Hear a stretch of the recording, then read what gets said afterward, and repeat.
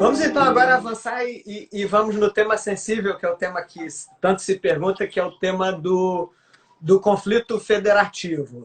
Eu queria, até considerando que a gente tem tido participação nas lives de gente de todo perfil, né? Tem aluno, tem um monte de coisa. Queria que você localizasse um pouquinho como é que se põe essa questão do conflito federativo nessas medidas que estão sendo editadas no combate da Covid.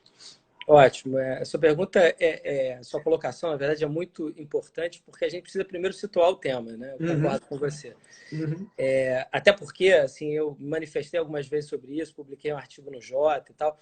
Eu ouvi uns comentários tipo, mas você está dizendo que uma norma estadual prevalece sobre a federal, isso viola a hierarquia das normas, como se houvesse hierarquia E o coração do professor de constitucional ficou aflito. Então não vivemos mais numa federação, né? Mas fato é que a gente precisa esclarecer um pouco, de maneira bem objetiva, porque ainda que o direito comporte correntes, teses, etc., tem uma objetividade, tem que estar escrito na Constituição. Né? E a Constituição, como, né, vocês bem sabem, tem um modelo híbrido de federação, né? Tanto o modelo dual, de origem norte-americana, que se baseia em competências privativas e exclusivas, que seguem uma lógica, né, mutuamente excludente, se deu para a União, tirou do Estado e vice-versa, ou um modelo de federalismo cooperativo, né, mais próprio do constitucionalismo social, de inspiração alemã, que se baseia em competências comuns e concorrentes, que a lógica é inversa. Né? É um compartilhamento de competências para diferentes entes. Né? Ou seja, eles unem esforços para realizar a mesma tarefa. A complexidade, a meu ver, é sempre que há um pacote complexo, uma questão complexa como essa, trata de diferentes matérias, né? Trata de questões mais diretamente ligadas à saúde, trata de contratos administrativos, trata de transporte público, trata do direito de locomoção, horário de funcionamento de estabelecimento comercial.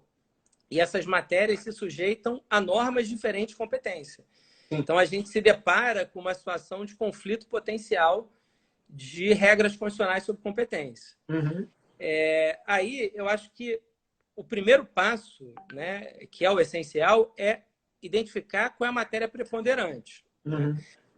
E a matéria preponderante aí é a saúde pública. Afinal, é um pacote de medidas de combate a uma pandemia. Em seguida, localizar as normas de competência dessa matéria e aplicar o princípio da predominância de interesse. Né? Então, como eu vejo, né, a aplicação dessas premissas ao caso concreto? Matéria saúde pública, competência administrativa é comum. 23, se eu não me engano, inciso 2. Competência legislativa é concorrente. 24. Né? Então, é a típica situação de compartilhamento de competências, o que torna mais complexo, né? Porque não é tão simples. Deu para um ente, tirou do outro. E aí, a dinâmica é a dos parágrafos do artigo 24. Né? A União cabe editar normas gerais, estados e municípios, normas específicas que complementem, desenvolvam essas normas. Eu acho que um fator complicou muito, que gerou esse cenário conflituoso que a gente vive, que hoje é talvez o momento de ápice, né, com a exoneração do ministro da Saúde, que torna esse assunto especialmente oportuno. Né? É o seguinte, porque o que é curioso é que o governo federal foi pioneiro com a lei de 6 de fevereiro de 2020, ou seja, quando estava começando a se falar, não tinha nenhum caso de transmissão comunitária, né, no Brasil. E ali eles adotaram uma lógica de isolamento vertical, né, que é quarentena, isolamento, exame compulsório de quem apresentou suspeita de doença. Foi diagnosticado. Só que o que aconteceu? A situação se agravou depois, né, sobretudo em março, e sobretudo o presidente da República adotou uma postura que a gente vem acompanhando, que por assim dizer, isolada no contexto da discussão sobre isolamento social. Ou seja, ele adotou uma posição que era divergente da OMS, da maioria dos governantes mundiais e da maioria dos governadores de Estado e prefeitos. Uhum. E divergente do seu próprio ministro da Saúde, que foi exonerado hoje. Sim. Então, primeiro, isso gerou pronunciamentos contrários do presidente, governadores, do ministro da Saúde, etc., que eu acho que confundiu muito a população. Uhum. E esse foi um aspecto, eu acho, muito ruim, porque a gente pode ter a melhor norma, a melhor fiscalização, se não tiver adesão social das medidas de isolamento, Uhum. não vai rolar. Enfim, não adianta. Né? Uhum. Então, essas mensagens contraditórias no plano político, elas, eu acho que diminuíram a adesão social, ainda que tenha sido alta. Uhum. Mas eu acho que trouxeram um elemento de confusão. E no plano normativo, o que eu vejo? Tem essa lei federal que estabelece isolamento vertical. Depois, a MP, que diz que deve haver um controle se há evidências científicas da medida restritiva. Uhum. E depois vieram as normas estaduais mais restritivas, que impuseram o isolamento vertical, ou isolamento horizontal, desculpa. Sim. E a questão hoje é se os estados têm competência para ir além. Uhum. Eu já havia defendido anteriormente, nesse texto, em outras manifestações, que sim, né? Porque, por duas razões. Primeiro, porque os estados estavam atendendo a peculiaridades regionais. Uhum. Né? Sobretudo o Rio e São Paulo, que foram os pioneiros. A situação se agravou nesses estados, com muitos casos de transmissão comunitária e risco de colapso dos sistemas de saúde. Então, eu acho que há razões de sobra locais, regionais, para justificar uma norma mais restritiva. Uhum. E, segundo, pela dimensão positiva do princípio da proporcionalidade, a ideia de dever de proteção suficiente aos direitos fundamentais, no caso, saúde e vida. Uhum. Então, acho que esses dois parâmetros levam à constitucionalidade das normas estaduais, que foi o que o ministro Marco Aurélio já tinha decidido há uma semana e meia atrás, e ontem o Supremo, por 9 votos a 0, manteve essa posição. Uhum. Então, acho que, pelo menos, até haver um aparelhamento adequado do sistema de saúde, que a gente não sabe quando vai acontecer, espero que o mais rápido possível, prevalece esse entendimento. Ontem, no julgamento, o ministro Alexandre de Moraes foi um que usou muito esse argumento da predominância do interesse e tal para justificar o voto dele pela constitucionalidade. Agora, uma outra coisa que também surgia nos votos de ontem era, e tem surgido no discurso das autoridades, é a importância de uma instância de coordenação na gestão aí desses esforços. E a gente intuitivamente entende isso, né? Quer dizer, se a situação melhora num estado e se agrava no outro, tem uma instância de coordenação para dar essa arrumada na casa, né? Agora, não obstante os ministros tenham dito o tempo todo que essa instância era necessária, eles não apontaram como é que isso se formalizaria, né? E quais são os limites que este exercício de coordenação permitiria? Porque essa ideia de coordenação é uma ideia de assimetria, né? O coordenador está numa posição de prevalência em relação aos coordenados. Quer dizer, como é que você vê isso, essa forja dessas relações de coordenação e cooperação? Como é que isso se daria? Podemos ter? Depende de lei? Como é que você vê isso? Olha, eu acho que esse papel compete naturalmente à União, né? Na sua competência de editar normas gerais.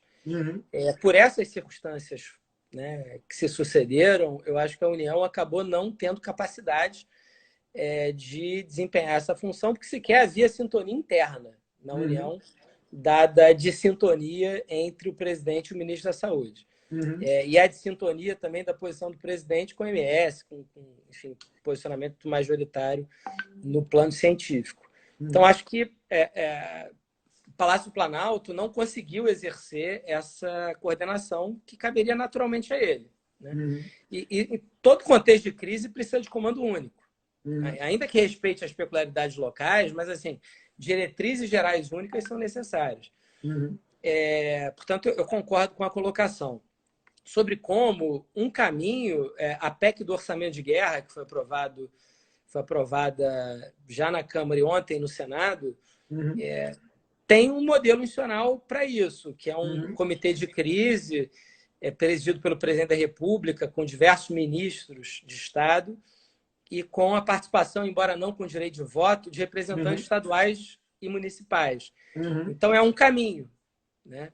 Agora, fica muito difícil se quem tem a competência para coordenar não quer coordenar nos termos que a medicina sugere, né? Aí a gente fica diante de um dilema que é difícil de resolver. Eu acho que é isso que a gente tem vivido.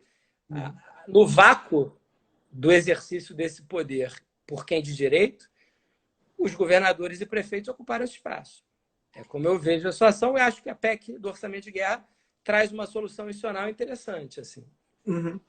Eu até vi um comentário aqui de alguém, eu ainda não tive a oportunidade de examinar isso, mas o jornal dizia hoje que na votação do Senado eles teriam justamente interferido nessa previsão do Comitê de Gestão da Crise, que efetivamente estava no texto que foi aprovado pela Câmara. Eu não sei se isso volta para a Câmara também, né? Eu volto a dizer, estou aqui reproduzindo notícia de jornal, não consultei o resultado da aprovação do projeto, mas não deu tempo. Eu digo até como a título de exemplo, assim, é um modelo, poderia haver outros. Agora, assim, é curioso, veja, o próprio artigo 23, já no parágrafo único, já sinalizava em favor do desenho de algum tipo de moldura, de relação de cooperação, né? E a gente não consegue chegar nisso, porque, na verdade, a União sempre teve um papel muito mais de pretender a subordinação pelo dinheiro, né? Então, cria lá um programa qualquer e diz, se você quiser o dinheiro, adere.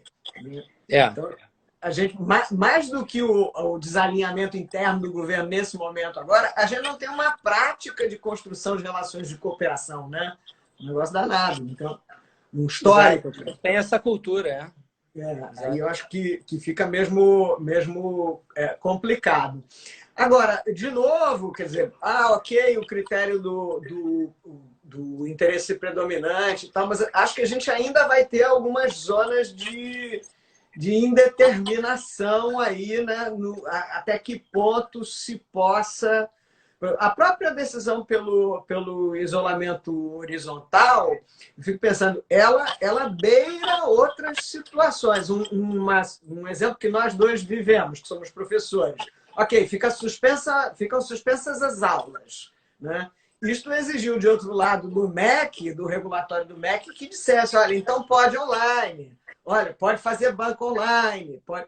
Né? Então, assim, mesmo esse critério da predominância do interesse, ele pode não nos dar solução para tudo, né? E, eventualmente, uma decisão local pode ficar pendurada por conta de uma outra regulação, né?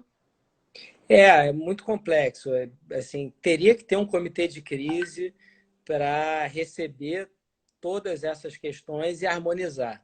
Por isso que essa solução, né, seria interessante, ou outra, mas que a União exercesse essa função. Talvez agora, com a mudança do ministro da Saúde, um alinhamento maior, que eu não sei em que sentido vai ser, entre o Ministério da Saúde e Palácio Planalto, possa resolver essa situação.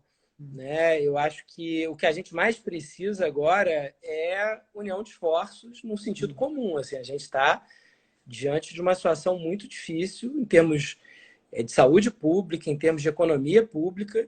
Então, não é hora para disputa política, não é hora de ideologização, de polarização, é hora de trabalhar com a ciência, de ser pragmático. Não precisa chegar ao pragmatismo dos americanos que estão roubando respiradores, né? Assim, mas um pragmatismo, uma objetividade, americanos não, do Trump, né? Não vamos generalizar. Mas, assim, alguma objetividade, comando único, tem que ser exercida. A partir do momento que o presidente da República se isola, quem tem que exercer essa função é ele. Então, eu torço para que essa substituição no Ministério da Saúde permita que o Palácio Planalto exerça essa função. Todo mundo quer retomar suas atividades econômicas e profissionais o mais rápido, salvo setores muito específicos da economia, está todo mundo perdendo dinheiro, está todo mundo sem ver seus entes queridos, seus avós, suas mães, pais idosos. A situação é ruim para todo mundo, então todo mundo quer voltar à normalidade.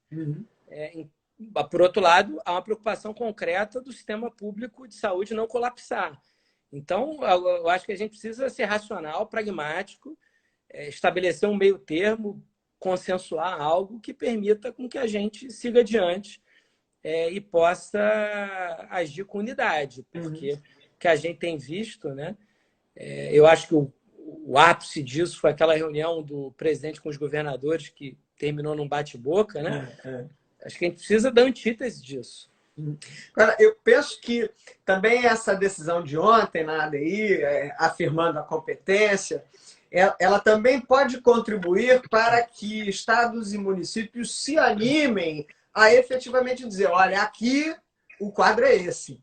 Porque, e isso me rememora a minha observação anterior sobre motivação, né? Quer dizer, vai ser super importante, de novo, para o Day After, a gente saber, olha, onde tinha calamidade, onde não tinha, onde tinha isolamento, de que natureza, né? Para a gente depois avaliar as consequências disso nas concessões, em contratos administrativos, a minha cabeça de advogado de Estado, né? As demandas de responsabilidade civil, né? Para tudo isso, será importante que cada ente federado diga, olha, aqui no meu quadrado é isto, as medidas são essas, o que podia funcionar era isso, né? Então, acho que essa afirmação da competência pode contribuir para que a gente tenha mais clareza mesmo, né? Não sei como é que você vê isso. Eu acho que sim, eu acho que o fato do Supremo ter decidido ajuda, né, a trazer um pouco de estabilidade sobre a demarcação de competências. E acho que, enfim, foi um passo importante a gente ter uma decisão do Supremo que demarcasse, né? Vamos ver. O que me preocupa, na verdade, isso que eu queria dizer, é o uso do argumento da crise para fazer outras coisas, para adotar medidas restritivas que nada tenham a ver com a crise. E refiro, por exemplo, a sigilo de contratações emergenciais. Enfim, você tem nada a ver, na minha opinião, transparência com, né, você contratar de maneira emergencial ou não. Né? Ou seja, com mais razão você tem que dar transparência. A MP que restringiu o acesso a documentos públicos, para mim foi um alarme vermelho, enfim, que tocou muito alto, porque o meu grande medo é esse, se usar o argumento da pandemia para se adotar medidas que são restritivas a valores muito caros da democracia constitucional e que não tem nenhuma correlação. Não são medidas adequadas para o combate à pandemia, são adequadas para outras coisas. E aí se usa isso como justificativo. Eu acho que por isso que a gente não deve... o pavor, né, não deve nos levar a... Primeiro, a pandemia não nos deve levar a um pavor. E não nos deve levar a aceitar tudo. Claro. Seja, por isso que a questão que você colocou do ônus argumentativo, eu acho que é decisiva, porque a gente tem que ter esse crivo cuidadoso. Mas isso vai ser um momento transformador, porque a administração resiste a isso, né? A administração não tem essa cultura de declinar seus motivos, de dizer... Né? E um elemento que eu tenho comentado sempre, quer dizer, uma das razões pelas quais a administração muitas vezes não declina as suas razões é porque ela decide a partir de conhecimento parcial. O problema começou, eu ainda não tenho todos os dados, eu tenho que decidir, é isso aí. Aí eu não quero dizer que eu decidi com conhecimento parcial. Mas se há um momento em que decidir com conhecimento parcial é o que tem, não tem outra coisa, é esse. Né? Então, eu não tenho o quadro todo. Amigo, ninguém tem no mundo. Ninguém tem o quadro todo. Então, isso pode ser um momento impulsionador mesmo para a administração se animar a dizer, olha, diante do quadro parcial de informações que eu tinha, é isso que eu decido, é isso que eu escolho. né? De certa forma, até, não porque nós somos advogados públicos, né? Mas eu acho que um pouco se justifica essa postura da administração pelo medo do controle, né? Da forma como ele é exercido no Brasil, né? Se expor muito, né? A ideia de que há um direito ao erro administrativo é uma ideia muito incipiente, né? Normalmente há um controle retrospectivo, né? Quando você exerce controle 3 anos depois, se beneficia do conhecimento do que aconteceu nesses 3 anos e presume que o administrador deveria ter adivinhado aquilo. O que, obviamente, não é viável, ainda mais num cenário como esse, profunda incerteza. Então, deveria mudar também o controle, né? O Rafael lembrava na live dele uma expressão que o Marco Juruena usava, e é verdade, que é comentarista de videotape, né? Então, o jogo já passou, já acabou, você viu 5 vezes, aqui errou, né? Agora que está passando novela reprisada, jogo de futebol reprisado, que não é fácil, né? A expressão tem muito a ver.